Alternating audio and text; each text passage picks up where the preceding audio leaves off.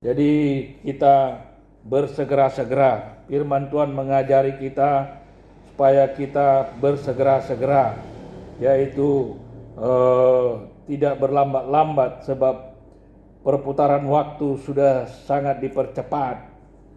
Jadi Tuhan Yesus mengingatkan kita supaya kita bersegera-segera, seperti Tuhan Allah mengingatkan Lot pada waktu itu, jangan berlambat-lambat, supaya berlarilah dengan sekuat tenaga, sebab dan jangan menoleh ke belakang. Tuhan Allah ingatkan.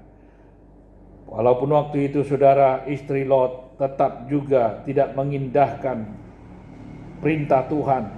Dia akhirnya menoleh ke belakang dan akhirnya dia menjadi tiang garam. Nah saudara, di sini diingatkan kita juga bahwa kita harus bersegera-segera, yaitu jangan berlambat-lambat. Nah saudara, ada janji Tuhan yang sangat menggairahkan dan menyenangkan kita orang-orang percaya, yaitu janji Tuhan bahwa sebagaimana dalam tahun ini janji Tuhan adalah janji batu penjuru, tahun di mana Tuhan membuat arah semakin jelas, di mana Tuhan membuat arahnya semua akan jelas dalam tahun ini. Dan itu janji Tuhan yang kita pegang dan kita nanti-nantikan. Seperti Abraham berpegang pada janji Tuhan dengan sabar, begitu juga kita menantikan janji Tuhan dengan sabar. Seperti seorang penjaga malam yang menantikan fajar pagi, demikian dia harus sabar menunggu dengan berjaga-jaga sepanjang malam. Ya, dia berjaga-jaga sepanjang malam itu, menunggu satu malam itu sama seperti rasanya menunggu 1 tahun kalau orang yang berjaga malam, saudara. Ya, karena itu rasanya dalam perasaan itu sangat lama sekali. Tetapi dia harus sabar menunggu sepanjang malam itu sampai fajar menyingsing. Dia menyelesaikan tugasnya, baru dia pulang. Bisa merasakan udara bebas, saudara. Begitulah, seperti itulah kita menantikan janji Allah, dengan perlu harus sabar. Butuh kesabaran menantikan janji Allah. Seperti Abraham, dia menantikan janji Allah dengan sabar. Saudara, kita membuka Alkitab kita dalam Markus pasal 16. Markus pasal 16 ayat 2, 3, dan 4. Saya akan membacakan kepada kita semua. Kalau saudara sudah mendapatkan ayat Alkitab saudara, Markus pasal 16 ayat 2, 3, dan 4. Saya akan membacakan bagi kita semua Markus 16 ayat 2 dan 3 dan 4. Saya mulai membacakan ayat 2, Markus pasal 16 ayat 2. Demikianlah firman Tuhan, dan pagi-pagi benar pada hari pertama minggu itu, setelah matahari terbit, pergilah mereka ke kubur. Mereka berkata seorang kepada yang lain, siapa yang akan menggulingkan batu itu bagi kita dari pintu kubur? Ayat 4, tetapi ketika mereka melihat dari dekat, tampaklah batu yang memang sangat besar itu sudah terguling. Ayat 4 saya bacakan sekali lagi. Tetapi ketika mereka melihat dari dekat, tampaklah batu yang memang sangat besar itu sudah terguling. Saudara, di sini sangat jelas berbicara tentang apakah firman Allah ini di sini, yaitu berbicara tentang kuasa Allah yang menaklukkan alam. Kuasa Allah yang melebihi segala batas. Batu pintu, batu yang sangat besar, itu bisa terguling oleh kuasa Allah. Sementara 3 orang tadi yang mau datang ke dekat pintu kubur itu, mereka sudah meragukan bahwa bagaimanakah mereka nanti akan menggulingkan pintu batu yang besar itu. Tetapi iman mereka tidak dibatasi oleh pikiran mereka. Mereka tidak mau membatasi iman mereka dengan pikirannya. Walaupun sempat memakai pikiran bagaimana kita nanti untuk menggulingkan pintu batu kubur yang besar itu. Tetapi pikiran mereka taklukkan kepada iman percaya mereka. Lalu mereka berjalan melangkah dengan iman, dengan percaya bahwa mereka berjalan saja terus. Mereka dengan keyakinan di hati mereka. Mereka tidak terhalang oleh pikirannya yang berpikir tadi bagaimana kita akan menggulingkan pintu batunya nanti yang besar itu, yang sangat besar itu. Saudara tetap melangkah. Jangan kita mau dibatasi pikiran kita, iman kita. Jangan kita mau iman kita, percaya kita dibatasi oleh pikiran kita. Sebab iman lebih besar dari pikiran. Pikiran kita sangatlah terbatas. Tetapi iman kita bisa mempercayai hal-hal yang lebih besar dari apa yang bisa kita pikirkan. Saudara, 3 perempuan tadi, walaupun sempat timbul di pikirannya bagaimana kita nanti akan menggulingkan pintu batu yang sangat besar itu. Tapi mereka tidak berhenti oleh pikirannya yang terbatas itu. Mereka tetap laju, melangkah. Dan setelah mereka dekat ke pintu batu yang besar itu, ternyata pintu batu yang sangat besar itu sudah terguling. Lalu siapakah yang menggulingkannya? Yaitu kuasa Allah yang maha tinggi yang menggulingkan batu itu, batu yang sangat besar itu. Sekalipun pikiran mereka sudah menyerah bahwa tidak mungkin kita bisa menggulingkan pintu batu yang sangat besar itu nanti.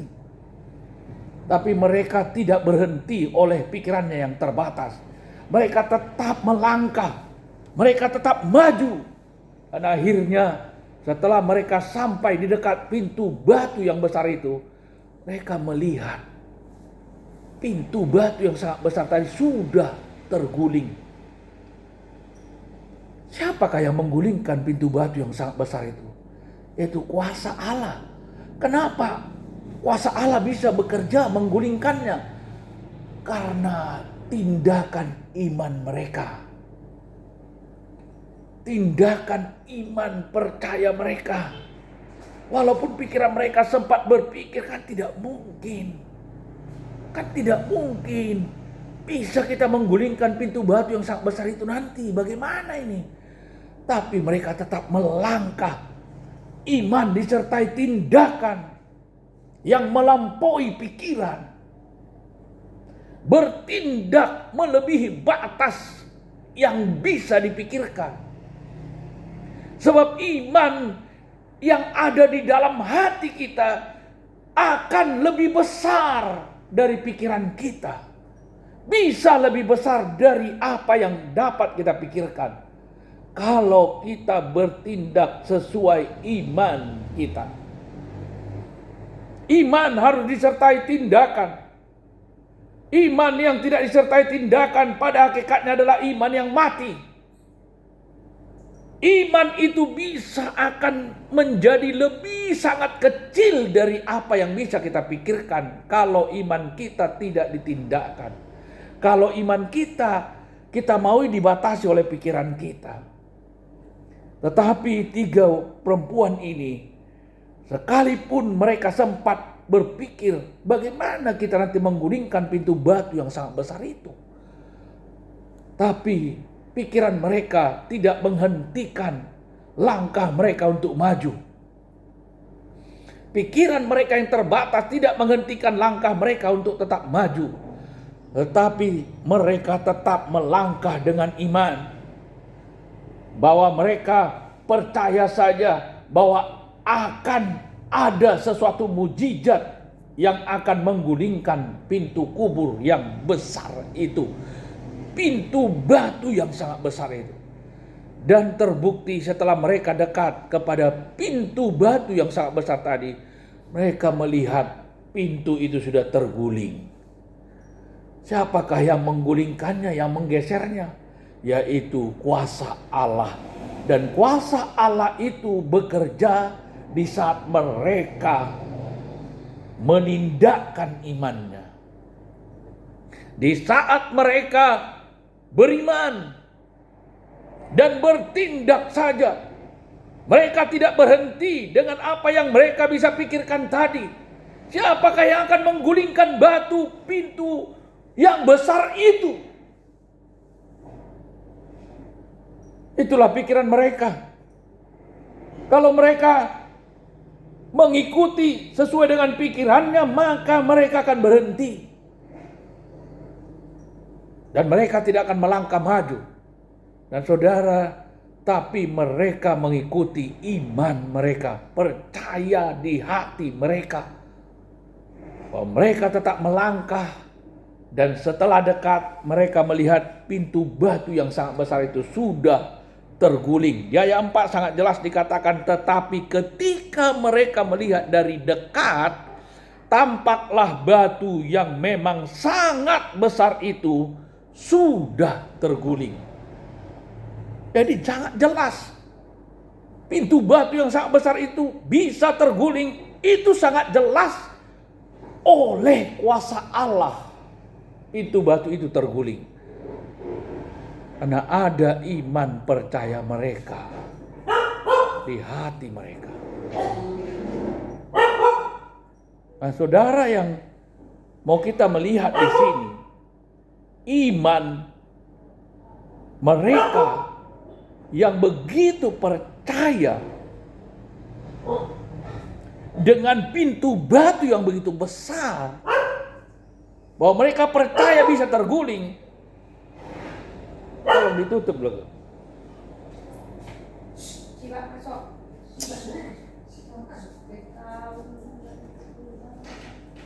Bahwa pintu batu yang sangat besar itu bisa terguling. Firman Tuhan di sini menjelaskan adalah oleh kuasa Allah. Pintu batu itu bisa terguling. Tapi kuasa Allah itu bekerja jikalau iman kita ada. Jikalau iman kita percaya bahwa kuasa Allah sanggup melakukan bagi kita, maka kuasa Allah akan bekerja. Itulah yang dikatakan intinya di sini, kuasa Allah menaklukkan alam. Seberapa pentingkah pintu batu yang sangat besar itu harus terguling bagi mereka? Bagi mereka sangat penting pintu batu itu supaya terguling. Kenapa, saudara? Karena dengan tergulingnya pintu batu itu, yang pertama, maka terbukalah jalan bagi mereka untuk berjumpa dengan Tuhan Yesus. Artinya tidak iman itu yang membuat segala penghalang kita untuk bertemu Yesus akan tersingkir. Segala penghalang bagi kita untuk bisa bertemu Yesus akan tersingkir jikalau iman kita ada. Nah, saudara, yang pertama berkatnya dengan tergulingnya pintu batu yang menutup itu, berkat yang pertama karena Yesus akan keluar dari dalam untuk memberikan kemenangan. Yesus mau keluar dari dalam untuk memberikan kemenangan. Ini artinya bahwa di janji Tuhan dalam tahun pengarah tahun ini, janji Tuhan akan Dia lakukan dengan keluarnya dari pintu yang sudah terguling itu, dan Yesus akan memberikan kemenangan. Yesus akan memberikan kemenangan. Itulah sebabnya Yesus keluar. Dengan pintu tadi sudah terguling, Yesus akan keluar memberikan kemenangan. Itu yang pertama. Yang kedua, Yesus membuktikan bahwa dia sudah menang. Dia keluar dari dalam lubang itu yang tertutup tadi, karena pintunya sudah terguling oleh kuasa Allah. Yesus membuktikan kemenangannya. Nah, saudara, inilah yang Tuhan janjikan bagi kita dengan tergulingnya pintu yang menutup jalan tadi. Pintu yang menutup jalan tadi sudah terguling dan terbuka, maka Yesus akan keluar untuk memberikan kemenangan.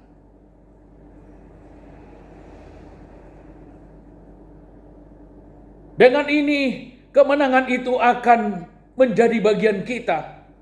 Tuhan Yesus sudah menyediakan kemenangan itu kepada kita dengan keluarnya dia dari dalam setelah pintu yang sangat besar itu terguling, terbuka. Ini janji Tuhan di dalam tahun pengarah ini, di dalam tahun batu penjuru ini. Tuhan Yesus keluar dari dalam untuk memberikan kemenangan. Karena pintu yang sangat besar tadi, yang sangat tidak mungkin menurut pikiran manusia kita, tetapi sudah terguling oleh kuasa Allah. Jadi Yesus segera keluar dari dalam untuk memberikan kemenangan. Dalam waktu dekat ini akan ada kemenangan yang sungguh tidak masuk di akal. Karena tidak mungkin menurut pikiran batu yang menutup jalan itu bisa terguling. Tetapi kuasa Allah yang menggulingkannya. Sehingga kemenangan itu boleh menjadi sampai kepada kita. Dalam waktu dekat ini itu akan terjadi. Kemenangan Tuhan Yesus berikan dengan keluarnya dia dari dalam. Setelah menggulingkan pintu penutup yang sangat besar itu. Inilah janji Tuhan juga di dalam tahun ini yang akan dia genapi dalam waktu dekat ini. Kemenangan. Karena batu pintu yang sangat besar sudah terguling. Ini yang kita sambut. Seminggu lalu Tuhan bicara di hati saya melalui firman ini.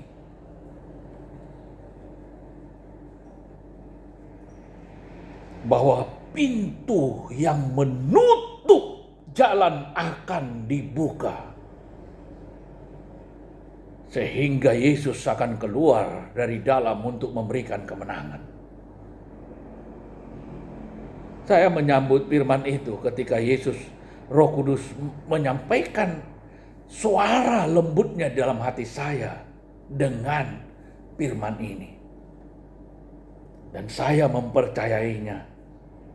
Saya menerima kemenangan itu yang Tuhan Yesus janjikan ini dengan tergulingnya pintu yang menutup tadi. Jadi di sini pintu yang sangat besar tadi bisa terguling oleh karena kuasa Allah. Itu sebabnya dikatakan kuasa Allah menaklukkan alam. Kekuatan alam, batu yang sangat besar itu menghadang, menutup jalan. Tapi kuasa Allah menaklukkan alam. Bisa menggulingkan batu yang menutup tadi. Hingga batu itu terguling. Bergeser. Itulah yang dikatakan kuasa Allah menaklukkan alam. sama seperti kuasa Allah menaklukkan alam melalui Musa pada waktu membelah Laut Merah. Secara hukum alam, laut itu tidak akan bisa dibelah. Tetapi kuasa Allah sanggup menaklukkan alam dengan membelah laut yang luas itu. Sungai yang begitu besar pun, Sungai Yordan, secara alam itu akan mengalir terus dan tidak bisa diputuskan. Air sungai yang mengalir tidak bisa diputuskan. Tetapi oleh kuasa Allah melalui Yosua, aliran air Sungai Yordan yang begitu deras bisa terputus, terhenti di bagian hulu, dan di bagian hilirnya mengalir, sehingga umat Israel bisa berjalan di tanah yang kering, menyeberangi Sungai Yordan. Itu oleh kuasa Allah. Apakah itu karena kehebatan Yosua atau kemampuan Yosua memutuskan itu? Tidak. Yosua hanya dengan mengandalkan imannya. Yosua hanya beriman dan percaya. Sebelum air Sungai Yordan itu pun terputus, terhenti, dia sudah berkata kepada para imam, "Hai para imam yang mengangkat tabut, injakkanlah telapak kakimu di pinggir Sungai Yordan itu. Dan ketika engkau melangkahkan kakimu yang pertama di air Sungai Yordan yang mengalir deras itu, maka pada saat itu juga air Sungai Yordan itu akan terputus.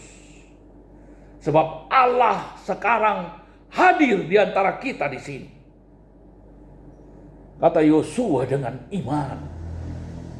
Kita mengenal Yosua memang benar-benar orang yang sangat beriman.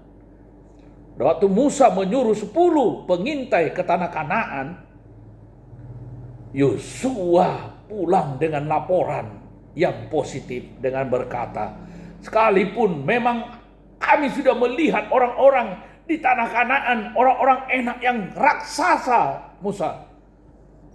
Kami melihat dengan mata kami sendiri, mereka posturnya tinggi-tinggi, perawakannya seperti raksasa.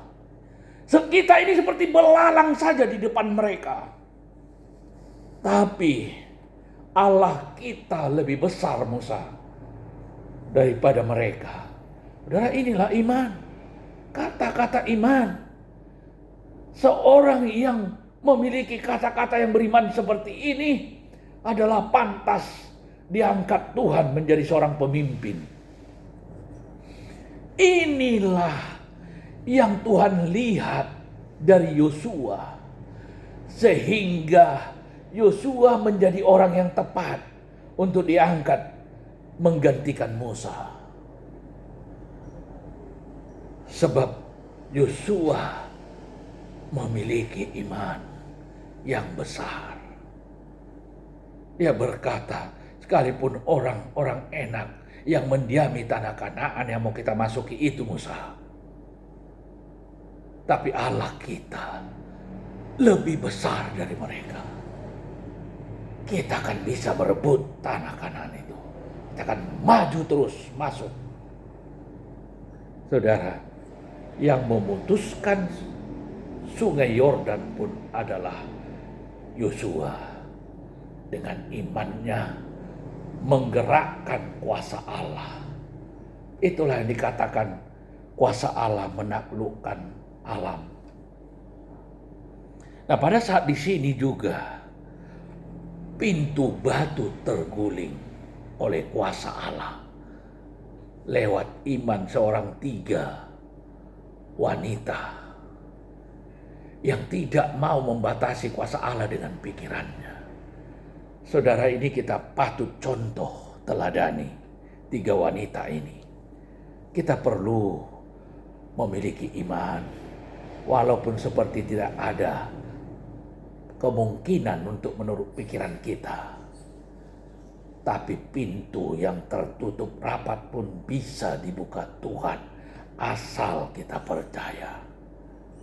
Inilah yang Tuhan mau nyatakan, kata Tuhan dalam waktu dekat ini. Bahwa Tuhan Yesus akan keluar dari dalam yang dibatasi pintu yang sangat besar tadi. Dan pintu itu digulingkan karena Yesus mau keluar memberikan kemenangan. Dalam waktu dekat ini akan ada kemenangan yang besar yang akan diberikan Tuhan kepada kita.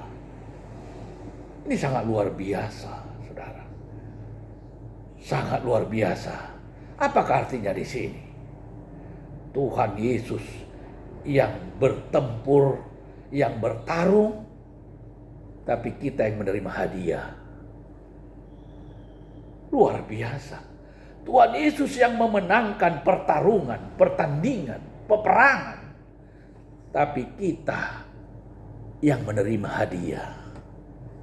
Itulah yang dikatakan, kamulah orang-orang yang lebih dari pemenang. Kita ini bukan saja orang-orang yang menang, tapi bahkan lebih dari pemenang. Kenapa dikatakan lebih dari pemenang? Karena bukan kita yang bertanding, Yesus yang bertanding dan Yesus menang, tapi kita yang menerima hadiah. Sangat luar biasa.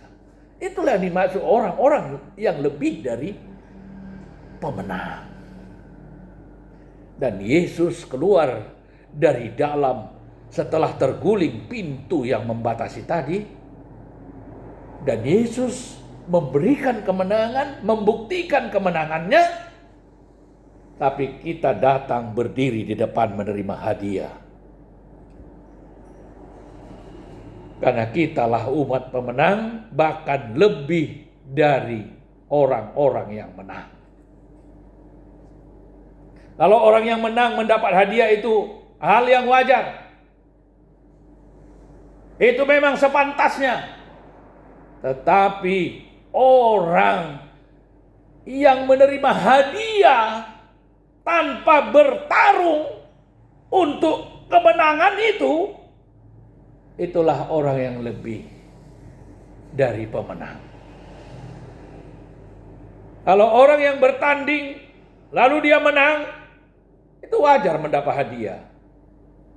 Tapi orang yang tidak bertanding lalu dia menerima hadiah dari orang yang bertanding yang menang tadi, itulah yang dikatakan lebih dari pemenang. Jadi Yesus yang memenangkan peperangan, keluar dari kuburan, bangkit dari kematian, dengan keluar dari dalam kubur, pintu penutup terguling. Lalu kita datang menerima kemenangannya. Itu sangat luar biasa. Itulah yang diberikan Tuhan Yesus. Karena Tuhan Yesus menyediakan itu bagi kita. Saudara, itulah firman Tuhan, saudara. Inti dari penguraian firman Tuhan yang begitu panjang lebar hari ini adalah kuasa Allah menaklukkan alam. Yesus keluar dari dalam yang dibatasi oleh pintu batu yang sangat besar tadi. Karena pintu batu yang menutup jalan tadi sudah terguling oleh kuasa Allah. Ini sangat luar biasa, saudara. Mari kita menyiapkan hati kita, hidup kita untuk menerima kemenangan yang Tuhan Yesus berikan. Lewat tergulingnya pintu batu penutup yang sangat besar tadi. Kita siapkan diri kita, hati kita, hidup kita untuk menerima kemenangan itu dalam waktu dekat ini. Karena itu yang Tuhan katakan kepada saya dari minggu lalu. Jadi saya yakin percaya dengan dikumandangkannya firman ini, maka mulai detik dikumandangkannya firman ini, terhitung dari mulai disampaikannya firman ini, Dari sinilah start waktunya kita mulai akan menerima kemenangan ini dalam waktu dekat ini. Saya tidak berkata langsung 1 detik ke depan, atau 1 jam ke depan, atau 1 hari ke depan. Tapi ini tidak dalam waktu yang lama. Ya hanya mungkin berbatas waktu hitungan minggu saja. Kemenangan ini sudah akan sampai kepada kita dengan Tuhan Yesus menyediakan ini. Saudara.